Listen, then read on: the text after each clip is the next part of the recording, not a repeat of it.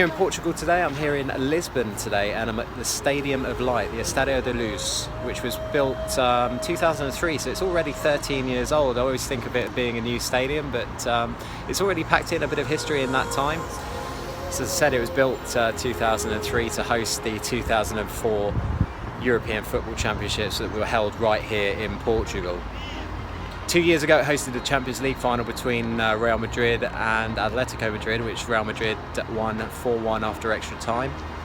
And obviously England played a couple of games here in 2004 in the Championships. They played France, lost in heartbreaking fashion in the final couple of minutes, turned the 1-0 win into a 2-1 defeat in a matter of minutes. And we also played our quarter-final here that we lost against Portugal, against the home nation, where we drew 2-2. After extra time, penalty shootout as normal service resumed. England lose on penalties. Ricardo, the Portuguese goalkeeper, smashing in the winning penalty. This all took place right here 12 years ago now, but I'm here really primarily just to have a look at the stadium, do the stadium tour and also the museum tour, and learn a little bit more about Benfica. So join me as I come and go and have a look at that, and I hope you enjoy. Right behind me, you've got a monument to the late and great Eusebio, ex-Benfica player, ex-Portugal player. As you can see, there's a little girl having a kick around with him at the moment. He was the star of the Portuguese national team in the 1960s and also at Benfica. He was the top scorer in the World Cup in England in 1966, and he's a sort of Portuguese national treasure, really. I always learned about Eusebio growing up because he was such a star in the 1966 World Cup where England won, and Portugal very unlucky to lose, I think, in that semi-final they played against England at Wembley. Certainly they'll claim, because I think the match was originally supposed to be held up north, but it was moved down at very late notice to Wembley, and the Portuguese will always claim that that disrupted their preparations for the match. Who knows whether that's true or not, but the only thing that's certain is that England won, and England won the tournament. But this guy right here was the star of the show during 1966 in the months of June and July.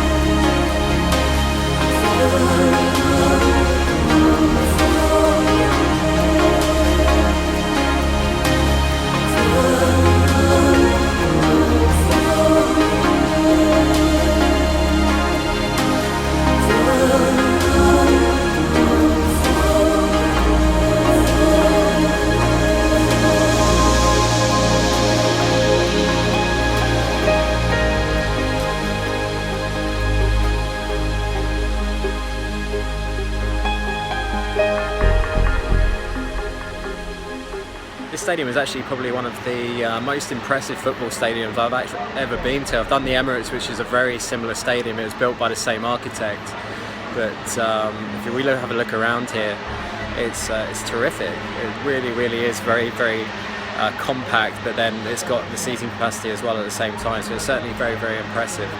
And yeah, the stadium tour guide's really friendly as well, so it's a good tour if you do get the chance to come along and do it.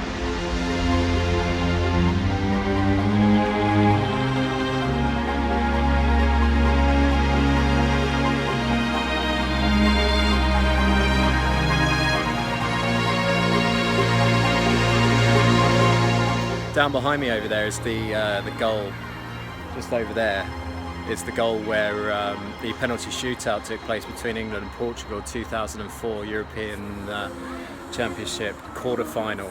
At the back of that stand behind the goal is where David Beckham's penalty ended up.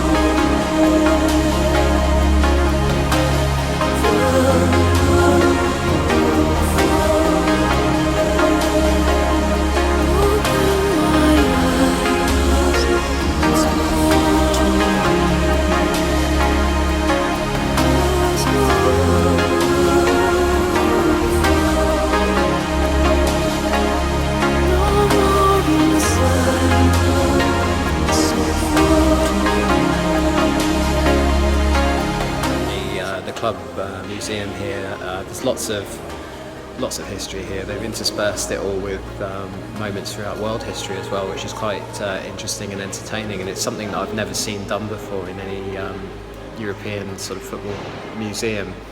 And it does make it nice and interactive and enjoyable. I think it's a very good place, and hats off to the guy who had the idea to sort of put the moments of history alongside the sporting success as well, and the sporting story at the time.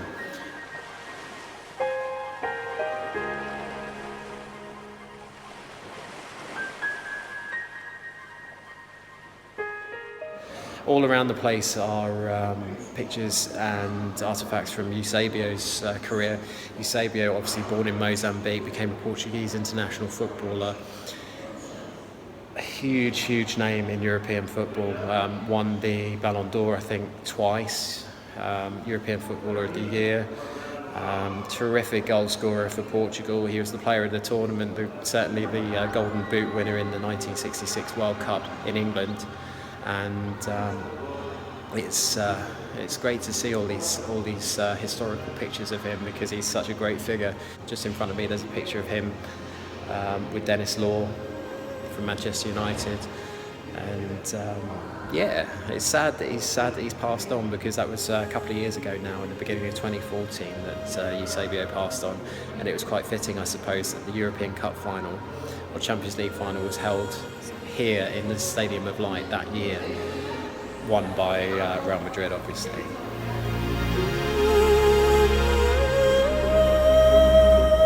Just leaving the Stadium of Light now after the stadium tour. It's been a really enjoyable afternoon. I've spent a lot more time in the stadium and the museum than I originally thought I would, and that's just a measure of how enjoyable they do make it here in the Stadium of Light.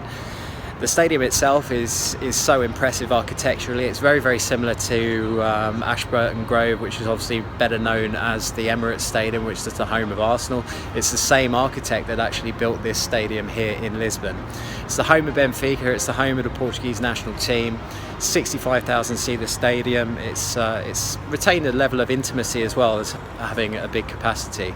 So certainly from a sporting and architectural point of view, this is an impressive stadium to come and see. And then it's topped off by the club museum, which is possibly the best example of a club museum that I've actually seen in Europe.